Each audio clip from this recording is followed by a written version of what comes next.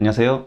속술이 어젯밤에 마이너스 12% 이상 크게 빠지다가 반등을 주고 현재 또 반등을 이어가고 있습니다. 어제 시장 전체가 빠지고 엔비디아도 줄줄 빠지면서 무섭게 떨어지는 것을 실시간으로 지켜보는데 오랜만에 폭락장에서 느껴지는 그 감정을 정말 오랜만에 느꼈습니다. 그러나 이 기회를 놓치지 않고 어제 마이너스 12%에서 분봉으로 계속 지켜보면서 이렇게 반등을 줄 때 반등 주는 걸 확인하고 마이너스 9%대 저희 멤버십 회원님들한테 신호를 주면서 추가 매수 타이밍에 들어갔고요. SOXX 한 배수 기준으로 230불까지 하락 가능성을 봤습니다. 지금 230불 다시 왔는데 230불까지 하락 가능성을 봤는데 더 빠지고 220불까지 빠졌다가 강하게 들어 올렸는데 분봉으로 봤을 때 어젯밤에도 강하게 빠지고 들어 올렸는데 요 232불 여기서 뚫지 못했던 자리를 다시 한번 테스트하면서 다시 한번 빠졌어요. 때문에 이 자리를 테스트하러 가고 있는데 뚫어줘야겠죠. 더 주워 담고 싶고 지금 이평선도 우상향으로 꺾였기 때문에 반등의 가능성을 높게 보지만 분봉상 이렇게 저항을 맞는 거를 확인을 했으니 요 뚫는 거를 확인해야겠죠. 아니면 다시 한번 기회를 줄 때 잡는 방법도 있고요. 때문에 오늘 밤에 이 자리 232불을 어떻게 돌파를 할 것인지 지켜보도록 하겠습니다. 멤버십을 이번 주에 시작했죠. 이번 주 월요일부터 시작했는데 시작하자마자 크게 이렇게 하락장이 나왔어요. 저는 오히려 되게 좋게 보고 있습니다. 매수를 해서 바로 날아가 버리면은 사놓고 가만히 있으면 오르는데 배울 게 뭐가 있어요. 여러분들 멤버십 가입해가지고 비싼 돈 내서 가입을 했는데 배울 게 하나라도 있어야 될 거 아니에요?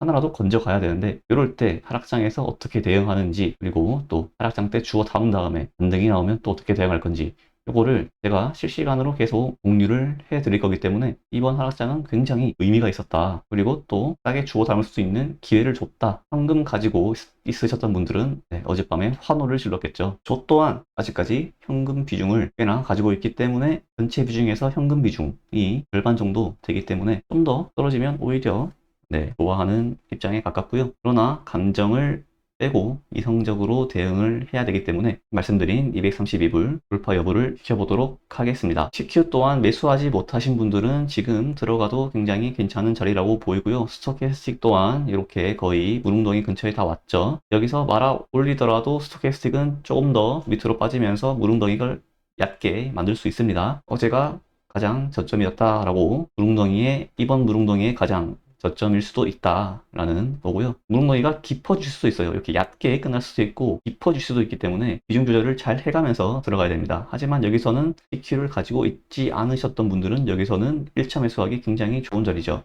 대충 줄만 그어 보더라도 앞에 이렇게 저항받던 자리죠. 여러 차례 저항받다가 돌파를 하니까 조정이 나와도 뒤집었고 급등 그 자리에 처음 닿는 자리 때문에 기술적인 반등이라도 강하게 나올 수 있는 자리다라는 거죠. 테슬라 또한 210에서 220까지 가능성을 보고 있다라고 말씀드렸고 214불까지 하락했다가 현재 1년선에 맞고 반등이 나오고 있습니다. 요번이 좋은 기회였다. 추가 매수하기 좋은 기회였다라는 것을 볼 수 있고 엔비디아는 106불 맞고 반등이 나왔는데요. 106불이 이렇게 접점이 보이시죠? 돌파 후 지지받고 강한 상승 후에 처음으로 맞닿는 자리다. 이걸 알 수 있습니다. 그러나 반등의 가능성이 높다고 해서 여기서 절대 몰빵을 하면 안 돼요. 여기서 기술적 반등의 확률이 높은 거지 이 앞에 매물대를 무조건 소화한다라는 것을 장담할 수가 없기 때문이죠. 반등이 강하게 나왔다가도 다시 한번 이 22평을 맞고 이렇게 하락할 수도 있는 거고 그거에 가지 못하고 다시 한번 꼬그라질 수도 있는 거고 아니면은 이렇게 이 봉우리까지 또 테스트를 했다가 하락할 수도 있는 거죠. 최고점을 갱신하기 전까지는 계속 경기를 해야 된다는 겁니다. 싼 구간이지만 시대를 모두 태우면 안 된다. 항상 말씀드리는 비중 조절과 분할 매수와 타점 요 세 가지가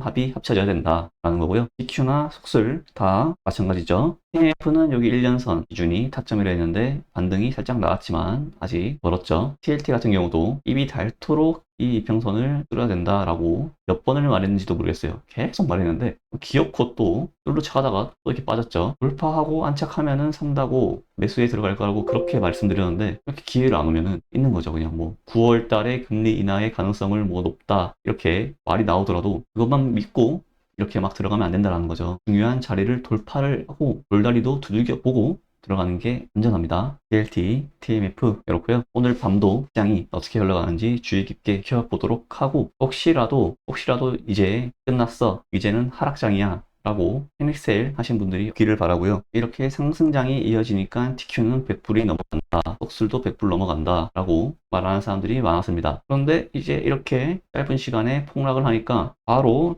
태세 전환을 하면서 이제 끝났다, 이제 하락장이다, AI 버블이 너무 과했다, 투자한 거에 비해서 실적이 없다, 이제 도망쳐야 된다, 이런 말들이 나오죠. 저 같은 경우 굉장히 보수적인 시각으로 계속 말씀드리는데, 항상 이런 하락이 나오는 거에 대해서 염두를 해두고 항상 시나리오를 짜고 있어야 됩니다. 그래야지 대응이 가능하지, 무조건 우상향한다고 맹신을 하면서 몰빵을 해버리면은 이번에 70불에서 거의 37불까지 갔으니까 거의 반토막이 났었죠. 고점 대비 한 48% 빠졌는데 정말 상상도 하기 싫네요. 그런 고점에 물려있는 상상은. 남들 살 때 막 따라 사서 고점에 물리고, 남들 팔 때 같이 팔아서 딴 기회를 놓치지 마시고 저와 함께 이런 분할 매수 비중 조절 타점 요 3합을 함께 맞추면서 계좌를 불려갔으면 좋겠습니다. 정리하자면은 232불 돌파하는지 지켜볼 거고, TLT 주봉상 요 이평선 돌파 여부를 지켜볼 것이고요. TQ 안 가지고 계신 분들은 1차 매수하기는 괜찮은 자리다. 하지만 저 같은 경우에는 속수를 위주로 하고 있기 때문에 TQ는 가지고 있지 않습니다. 큰 움직임으로 보면은 TQ나 속술이나 비슷하게 흘러가니까요. 엔비디아 106불 맞고 반등이 나왔지만은 최고점을 갱신하기 전까지는 경계를 해야 되고, 하지만 이 자리에서는 기술적인 반등이 나올 확률이 굉장히 높다 때문에